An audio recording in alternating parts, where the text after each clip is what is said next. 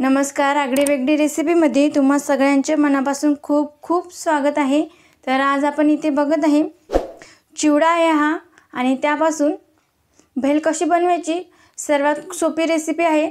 यामध्ये आपण कुठलाच मसाला वापरत नाही। तर मग तुम्ही म्हणाल भेल कशी बनवायची तरी, तर मग खूप सोपी पद्धत आहे। तर हा दिवाळी फराळाचा चिवडा आहे। याचा व्हिडिओ मी ऑलरेडी पोस्ट केला आहे, त्याची लिंक मी डिस्क्रिप्शन मध्ये देते, तुम्ही जाऊन नक्की बघा। ऑलरेडी मी 2 प्रकारच्या भेल रेसिपी अपलोड केल्या आहे, त्याची लिंक सुद्धा डिस्क्रिप्शन मध्ये देते, तुम्ही जाऊन नक्की तिथे बघा। चला तर मग आपण भेल रेसिपीला सुरुवात करूया।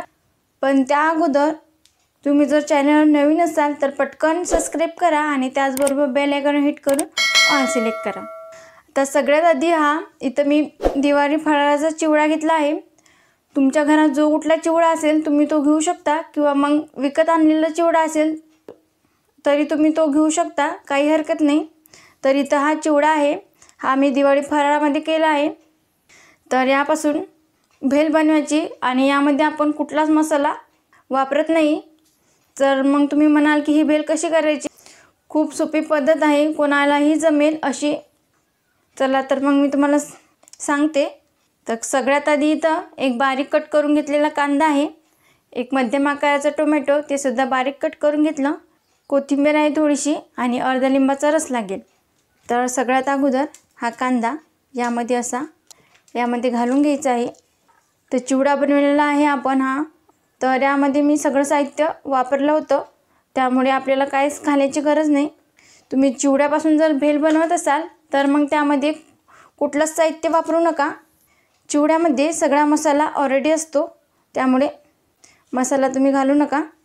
आणि कोथिंबीर आणि अर्धा लिंबाचा रस हा सुद्धा घालून घ्यायचा आहे। हा चिवडा छान हाताने मिक्स करून घ्यायचा। आणि तुम्ही इथं बघू शकता, इथं मी व्यवस्थित चिवडा छान हाताने मिक्स करून घेतला, आणि तुम्ही बघू शकता इथं मस्त अशी चमचमीत भेल बनून तयार आहे। जर तुम्हाला या भेलमध्ये चिंचेची चटणी हवी असेल तर तुम्ही ती घालू शकता, इथं मी घातली नाही, तुमच्या आवडीप्रमाणे।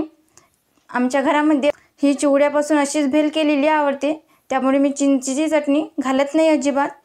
तर इथं मस्त अशी चिवड्यापासून चटपटीत भेल बनून तयार आहे। मस्त असं बोलता बोलताच तोंडाला पाणी सुटलं माझ्या। तर छोट्या भुकेसाठी ही चिवड्यापासून भेल बनवणं खूप सोपी आहे। तर ही भेल आपण पटकन अशी बनवून खाऊ शकतो, 2-3 मिनिटात लगेच बनून तयार होते, जास्तीची मेहनत नाही लागत आणि तयार होते। तुम्ही बघू शकता मस्त अशी दिसत आहे। तर आपल्याला भेल खायला बाहेर जायची गरज अजिबात नाही। तुमच्या घरात चिवडा अवेलेबल असेल तर त्यापासून ही पटकन भेल तुम्ही बनवून खाऊ शकता। एकदम अशी चटपटीत लागते आणि चवीला सुद्धा भारी लागते, यामध्ये कुठलाच मसाला वापरलेला नाही, त्यामुळे तुम्ही नक्की आवर्जून ही भेल बनवा, तुम्हालाही खूप आवडेल। तर मग तुम्हाला आजची ही भेल रेसिपी कशी वाटली लगेच कमेंटमध्ये सांगा। तुम्हाला आजचा हा व्हिडिओ आवडला असेल तर लाईक करा, जास्तीत जास्त तुमच्या फ्रेंड फॅमिलीसोबत पोहोचवण्याचा प्रयत्न करा।